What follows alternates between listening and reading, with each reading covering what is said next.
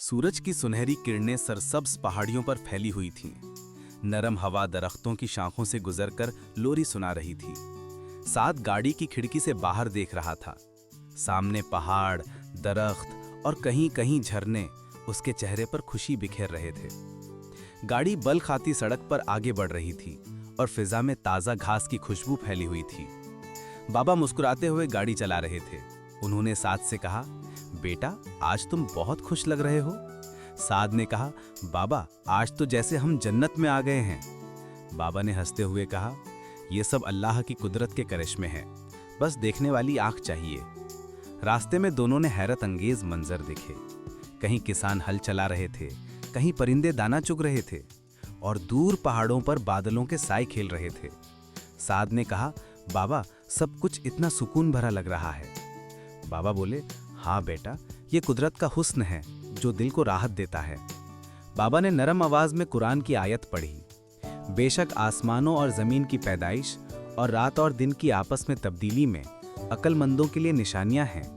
साद ने अदब से कहा, सुभान अल्लाह, कितना खूबसूरत नज़ारा है। थोड़ी दूर चलने के बाद उन्होंने एक बड़ा सब्ज मैदान देखा जहां दर्जनों गायें घास चर रही थीं। बाबा ने कहा, बेटा, यही गाय हमें दूध देती हैं और दूध से ही बहुत सी मज़ेदार चीज़ें बनती हैं, जैसे दही, मक्खन, पनीर और आइसक्रीम। साद ने चौंक कर कहा, आइसक्रीम? ये भी दूध से बनती है? बाबा ने हाँ में सर हिलाया और बोले, लेकिन ये बात बहुत कम लोग जानते हैं कि एक आइसक्रीम के पीछे कितनी मेहनत, साइंस और मोहब्बत छिपी है। साद तजस्सुस से बोला, बाबा, क्या आप मुझे पूरा अमल बताएंगे? बाबा मुस्कुराए, जरूर, लेकिन पहले हम अपने पिकनिक की जगह पहुंच जाएं। गाड़ी आगे बढ़ती गई, पहाड़ करीब आते गए, दरख्त गहरे सब्ज दिखाई देने लगे। हवा ठंडी थी और दूर कहीं पानी के गिरने की आवाज सुनाई दे रही थी। साद के दिल में जैसे छोटी छोटी खुशियां नाच रही थीं। आखिरकार वे खूबसूरत मकाम पर पहुंचे। नीचे वादी में फूल खिले हुए थे और आसमान नीला और साफ था। बाबा ने गाड़ी रोकी, चटाई बिछाई और खाने का सामान निकालने लगे। साद दौड़ता हुआ आया और उनके साथ बैठ गया। खाने के बाद बाबा ने ठंडी आइसक्रीम निकाली जो उन्होंने रास्ते में खरीदी थी। साद ने पहला लुकमा लिया और उसकी आंखें चमक उठीं। वाह बाबा, ये तो जादू है। बाबा ने मुस्कुराकर कहा, हाँ बेटा, ये जादू मोहब्बत, मेहनत और साइंस का है। साद ने आइसक्रीम को गौर से देखा और बोला, बाबा, ये बनती कैसे है? क्या ये वाकई बर्फ से बनती है? बाबा ने कहा, नहीं बेटा, ये कहानी कुछ लंबी है लेकिन बहुत दिलचस्प। आओ, मैं तुम्हें शुरू से बताता हूँ। बेटा, ये कहानी एक गाय से शुरू होती है। गाय ताज़ा सब्ज घास खाती है, साफ पानी पीती है और जब वो खुश होती है तो बेहतरीन दूध देती है। साद ने दिलचस्पी से पूछा, क्या गाय को भी खुश रहना चाहिए ताकि अच्छा दूध मिले? बाबा हंसे, बिल्कुल, अल्लाह की हर मखलूक के लिए सुकून ज़रूरी है, चाहे इंसान हो या जानवर। फिर बाबा बोले, ये दूध किसाल जमा करते हैं और ट्रकों में फैक्ट्री ले जाते हैं ताकि ये ताज़ा रहे। वहाँ सबसे पहले इसे साफ और महफूज बनाया जाता है। फैक्ट्री में सबसे पहला मरहला पास्चराइजेशन कहलाता है। बाबा ने बताया, इसमें दूध को हल्की आंच पर गर्म किया जाता है ताकि उसमें मौजूद जरासीम खत्म हो जाएं। साद ने कहा, ओह, यानी ये दूध पहले गर्म होता है? बाबा ने कहा, हाँ, लेकिन ज्यादा नहीं, सिर्फ इतना कि नुकसानदेह जरासीम मर जाएं।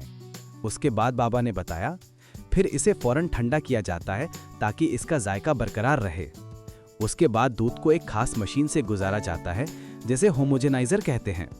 साद ने फौरन पूछा, बाबा, होमोजेनाइजर क्या करता है? बाबा ने कहा, बेटा, ये एक जादुई मशीन की तरह है। ये दूध के अंदर मौजूद फैट के जर्रों को इतना बारीक कर देती है कि वो दूध में अच्छे से घुल जाते हैं। इसी से आइसक्रीम इतनी नर्म और क्रीमी बनती है। साद ने मुस्कुराते हुए कहा, तो फिर आइसक्रीम में भी ये दूध होता है जो गाय ने दिया था? बाबा ने कहा, बिल्कुल, मगर अभी कहानी बाकी है। अब आता है जायके और मोहब्बत का मरहला। अब इस साफ दूध में चीनी, फ्लेवर और कुछ खास अज्जा मिलाए जाते हैं, जैसे क्रीम, अंडे की जर्दी और कभी कभी कुदरती जायके जैसे वनीला या फलों का रस। बाबा ने बताया, ओह, तो चॉकलेट वाली आइसक्रीम में भी दूध ही होता है? बाबा ने कहा, हाँ, और जब ये तमाम चीज़ें मिक्स की जाती हैं तो एक शानदार खुशबू उठती है, बिल्कुल वैसी ही जैसे तुम्हारी आइसक्रीम की थी। साद ने हंसते हुए कहा, यानी फैक्ट्री में भी इतनी खुशबू आती होगी कि सबको आइसक्रीम खाने का दिल करे। बाबा ने हंसते हुए कहा, हाँ, लेकिन अभी असल जादू बाकी है। अब जब ये मिक्सचर तैयार हो जाता है तो इसे एक बड़ी मशीन में डाला जाता है जो इसे लगातार घुमाती रहती है। इस अमल को चर्निंग कहते हैं। ये घूमती हुई मशीन मिक्सचर को ठंडा भी करती है और इसमें हवा भी शामिल करती है। यही हवा आइसक्रीम को हल्का, फ्लफी और मज़ेदार बनाती है। अगर हवा न हो तो आइसक्रीम पत्थर की तरह सख्त हो जाए।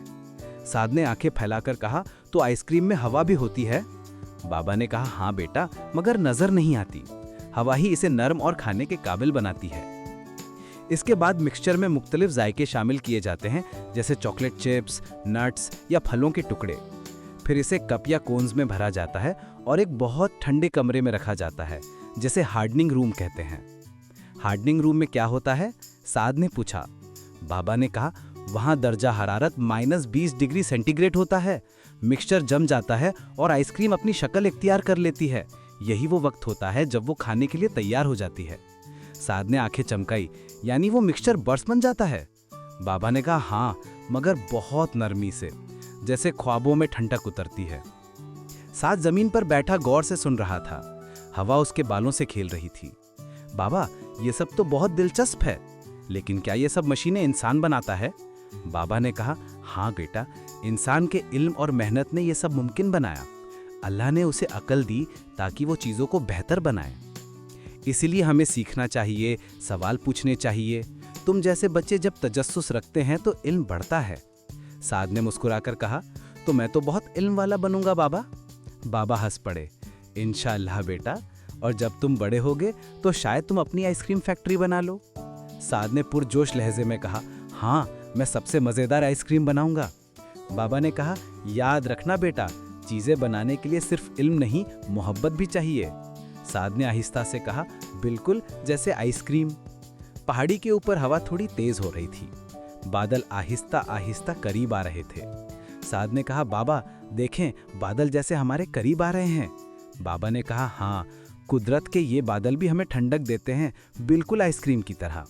साद ने कहा, तो कुदरत भी हमें आइसक्रीम की तरह ठंडी खुशी देती है? बाबा ने मुस्कुराकर कहा, तुमने आज एक बहुत बड़ी बात सीख ली मेरे बेटे। पहाड़ की चोटी पर बैठे साद ने बाबा से कहा, बाबा, काश मैं भी आइसक्रीम बना सकता। बाबा ने नरमी से कहा, क्यों नहीं बेटा, हर चीज का आगाज छोटी कोशिश से होता है।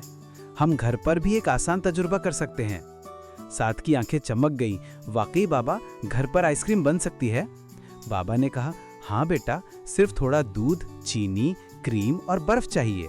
हम बगैर मशीन के भी घर में ही आइसक्रीम बना सकते हैं। साद ने खुश होकर कहा, फिर वादा करें बाबा, हम वापसी पर आइसक्रीम बनाएंगे। बाबा ने हंसकर कहा, पक्का वादा। शाम से कुछ पहले सूरज ढलने लगा तो आसमान नारंगी और सुनहरी रोशनी से रंग गया। साद और बाबा ने अपना सामान समेटा और वापसी का सफर शुरू किया। वापसी के रास्ते में साद की नजरें अब भी खेतों, गायों और आसमान पर बादलों पर थीं। वो सोच रहा था कि किस तरह कुदरत का हर रंग किसी न किसी नेमत में बदल जाता है। बाबा ने गाड़ी आहिस्ता चलाई और कहा, बेटा, इल्म तभी खूबसूरत लगता है जब दिल में शुक्रगुजारी हो। साद ने सर हिलाकर कहा, मैं समझ गया बाबा। घर पहुंचते ही साद दौड़ता हुआ बावर्ची खाने में गया। अम्मी, हम आज आइसक्रीम बनाने वाले हैं। अम्मी ने हैरान होकर बाबा की तरफ देखा। वाकई? बाबा ने हंसकर कहा, जी हाँ, आज हमारे छोटे शेफ ने ही यही फैसला किया है। अम्मी ने प्यार से साद के सर पर हाथ फेरा। चलो फिर देखते हैं तुम्हारी आइसक्रीम कैसी बनती है। साद ने फख्र से कहा, मैं तो आज आइसक्रीम मास्टर बनूंगा। बाबा बोले, चलो आज तुम्हें बताता हूँ कि आइसक्रीम कैसे बनती है। बाबा ने बावर्ची खाने से दूध, चीनी, क्रीम और वनीला एसेंस निकाला और दूध को हल्की आंच पर गर्म किया। बाबा ने चीनी शामिल करके चम्मच से हिलाया और दूध को ठंडा होने के लिए रख दिया। फिर बोले, ये देखो साद, जब दूध ठंडा हो जाए तो हम इसमें क्रीम और वनीला एसेंस डालते हैं ताकि जायका मज़ेदार हो जाए। साद ने हैरत से बोला, तो दुकान वाली आइसक्रीम भी ऐसे ही बनती है?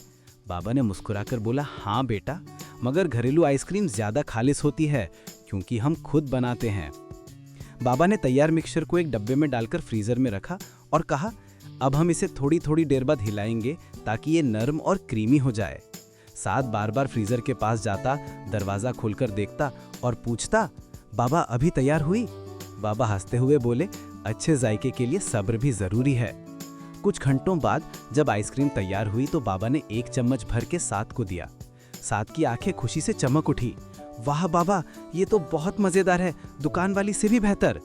बाबा ने प्यार से कहा, यही तो घर की चीजों का मजा है, मेहनत, मोहब्बत और सीखने का मजा। रात हो चुकी थी और साद ने अपनी डायरी निकाली और लिखने लगा। आइसक्रीम, गाय से फैक्ट्री तक का सफर, दूध साफ, गर्म, ठंडा, होमोजेनाइज, फ्लेवर, फ्रीज, तैयार। उसने हर मरहले के साथ छोटी सी तस्वीर भी बनाई। बाबा ने देखा तो कहा, वाह बेटा, ये तो पूरी किताब बन जाएगी। साद ने कहा, मैं बच्चों के लिए कहानी लिखूंगा ताकि वो भी सीखें कि एक आइसक्रीम के पीछे कितनी मेहनत होती है। बाबा ने कहा, यही इल्म का बेहतरीन इस्तेमाल है, जब तुम उसे दूसरों के काम में लाओ। सोने से पहले बाबा ने साद को कहा, बेटा, आज तुमने सीखा कि इल्म और मोहब्बत दोनों मिलकर खुशी पैदा करते हैं। जिंदगी में भी यही उसूल है, जो दूसरों के लिए मीठा बने वो खुद कभी कड़वा नहीं होता।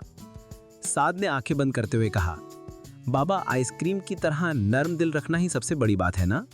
बाबा ने प्यार से उसके माथे पर बोसा दिया। बिल्कुल मेरे बेटे, यही सबसे बड़ी बात है। ये है साद स्टोरी स्टूडियो।